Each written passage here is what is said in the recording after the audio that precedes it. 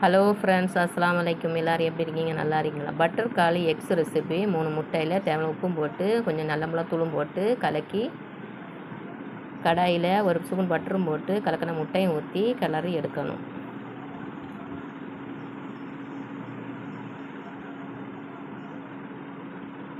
கடாயில் 1 ஸ்பூன் பட்டரும் போட்டு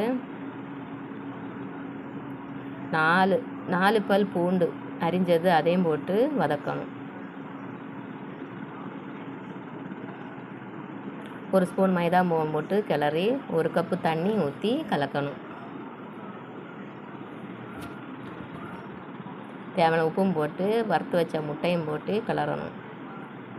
மல்லி இலையும் போட்டு கொஞ்சம் பெப்பர் பொடி கொஞ்சம் சில்லி ஃப்ளெக்ஸும் போட்டு கிளறி இறக்கணும்.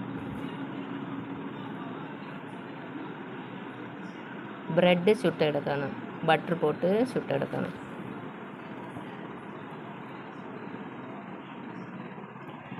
ப்ரெட்டும் பட்டர் காலி எக்ஸும் ரெடி.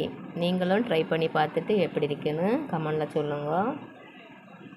சப்ஸ்கிரைப் பண்ணுங்க, சப்போர்ட் பண்ணுங்க, லைக் பண்ணுங்க, ஷேர் பண்ணுங்க.